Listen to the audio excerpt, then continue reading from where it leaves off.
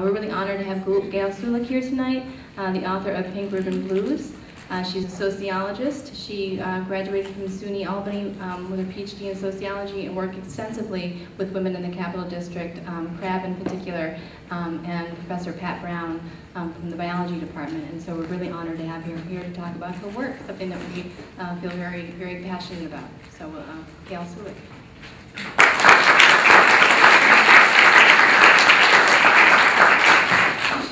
What is it that women face when they are diagnosed with breast cancer and when they hear those words? And out of that came an analysis that was much bigger than I had anticipated.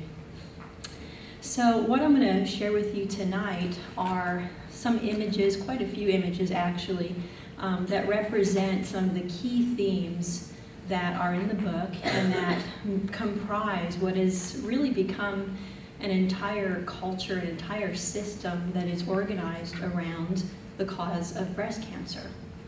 Some of them will probably look very familiar to you, others may look new to you, and my hope is that they will instigate and provoke a deep conversation about what it means to advocate for breast cancer. So what you see on the screen right now are some of the typical images of pink culture. First and foremost, we see the pink. So we could ask ourselves, what does it mean to pink a disease, to pink an illness? And certainly femininity is an important aspect of this. We know the positive outcomes that arose out of many decades of advocacy. Certainly there is visibility of the disease, we know about it. I don't think there is anyone who doesn't know about breast cancer and the fact that women are at risk for breast cancer. We know that people have come together around the cause of breast cancer and that there is a sense of connection among people fighting for this cause. We know that out of the breast cancer movement, which started really out of the women's health movement and the women's movement of the 1970s, that women's health became a priority largely because breast cancer became a priority.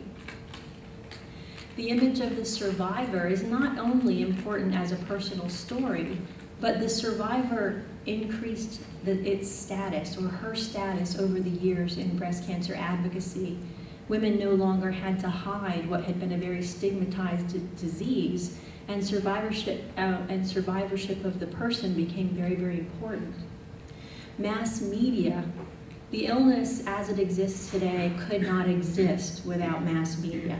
And much of what we see, much of the imagery we see is transmitted for a mass audience.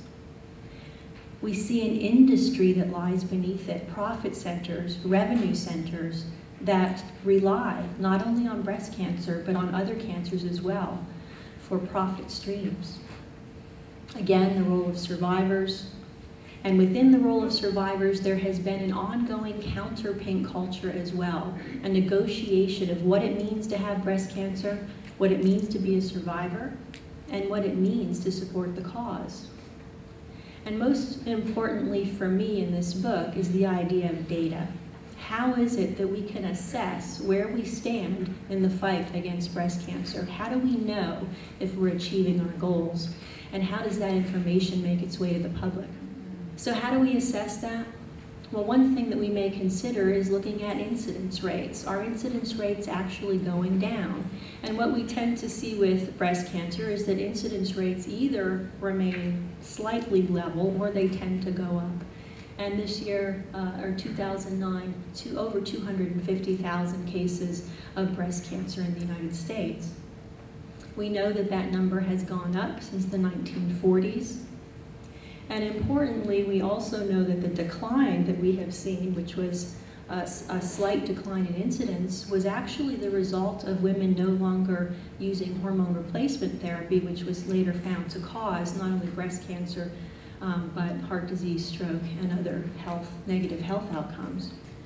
We also have an interest in big pharma, huge pharmaceutical companies that have revenue streams that depend on oncology drugs. There are 60 drugs right now approved for breast cancer and about 100 more in the pipeline. Oncology drugs surpassed cholesterol drugs in 2009 as the top seller. And in 2012, the global drug market, the oncology drugs are approaching $75 to $80 billion. So if we ask ourselves, what is it that medical research is doing? When we look at the pharmaceutical industry, we see lots of recomposition, recombining of existing drugs with existing patents rather than the development of new drugs.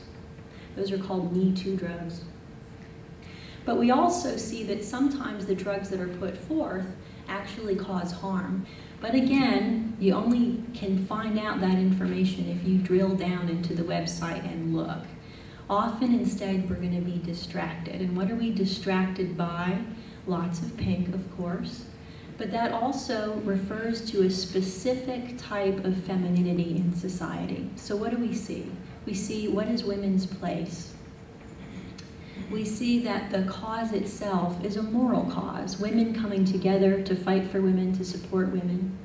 We see the importance of beauty in women's bodies.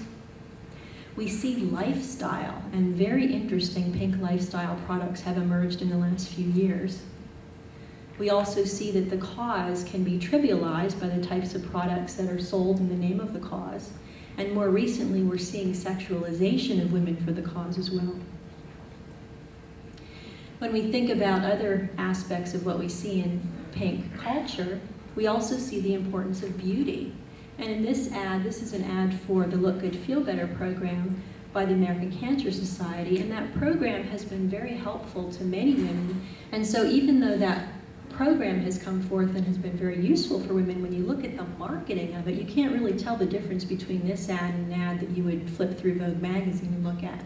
So the importance of how cancer and breast cancer is being marketed really shows forth when you look at the products in the ads.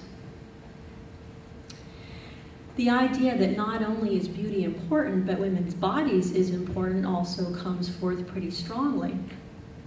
Expose the truth.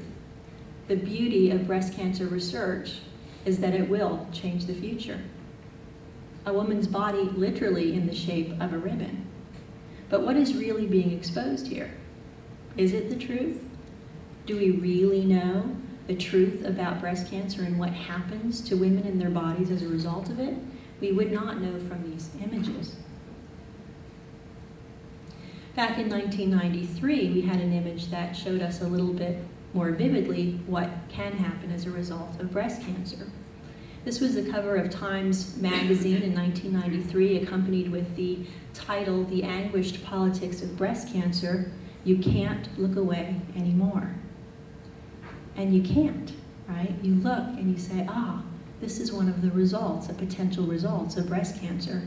But we also specifically see products that really infantilize. We see dolls, breast cancer, Barbie, the teddy bear with the pink ribbon, the dolls, the dancing pink ribbon from Breast Cancer Awareness Month. And that's an interesting one. If you drill down into the Awareness Month website, you can see a claymation video of the dancing ribbon that bounces from one cubicle to the next saying, "It's time for your mammogram, tell your friends," and then hops to the next cubicle to spread the word again. You see a big pink eraser like the ones kids use in elementary school to erase little problems they have, like little problems like breast cancer.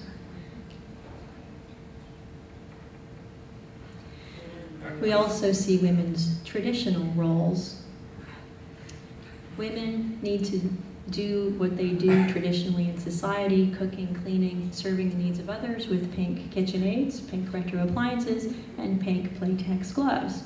But we have a free pass because there's a bonus breast self-exam shower hanger inside, and so we all know that it really is doing a good job for the cause.